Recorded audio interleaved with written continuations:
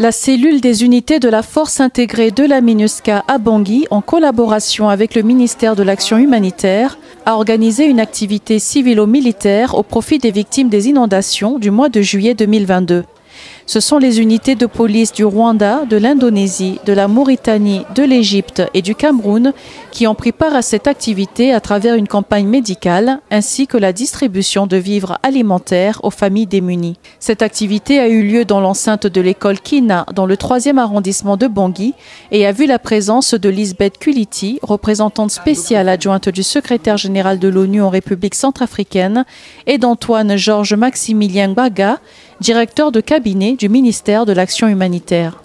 Au niveau de Bangui, nous avons enregistré environ 5000 ménages qui avaient été affectés grâce à l'appui de nos partenaires, de la communauté internationale, les ONG internationales.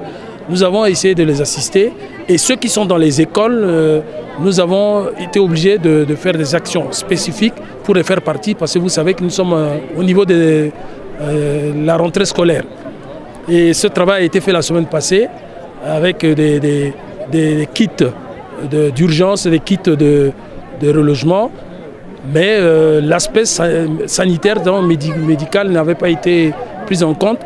Donc au niveau de la MINUSCA, ils ont estimé qu'il était nécessaire de faire cette action civilo-militaire. Et nous ne pouvons que les remercier pour cette action qui accompagne les actions du gouvernement dans la prise en charge des groupes vulnérables du pays.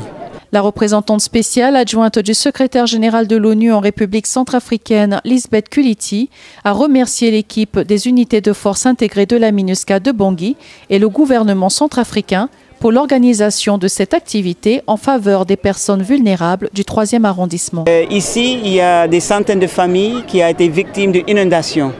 Et depuis cette date, depuis l'inondation en juillet, le gouvernement travaille avec la famille des Nations Unies pour répondre aux besoins de base pour ces familles.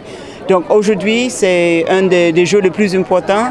C'est des cliniques médicaux qui sont prêtes à donner une soin médicale à tous ces gens et toutes ces familles qui ont été victimes de ces inondations. En plus, il y a des dons de la nourriture et des petites jouettes et cadeaux. Jonathan Kokongo, père de 3 enfants, est l'une des victimes qui a perdu sa maison. Il s'est réjoui des dons faits par la MINUSCA. Je remercie la MINUSCA et le gouvernement centrafricain pour ce geste salutaire. Nous avons dû rester ici, sur ce site, suite à la destruction de notre maison lors de la dernière inondation. Je suis soulagé d'avoir obtenu ces dons, ainsi que ma famille. Pour Alphonsine Doti, habitante du quartier Gbatouri, mère de 9 enfants, ces dons médicaux tombent à point nommé pour assurer une meilleure protection à ses enfants. Je suis très contente du geste qu'a fait la MINUSCA à notre endroit. Nous allons nous organiser pour acheter des briques pendant la saison sèche, reconstruire notre maison et recouvrir avec la bâche que nous avons reçue. On souffrait du palu avec les enfants. Dieu merci, ils ont reçu des médicaments. Je suis vraiment soulagée. Depuis le 22 juillet, ce sont 238 personnes qui ont été contraintes d'abandonner leur maison engloutie par les eaux pour s'installer au sein de l'école Kina.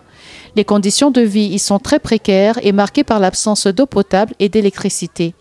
Rappelons que la MINUSCA a commencé la distribution d'eau potable dans la zone depuis le 22 août 2022.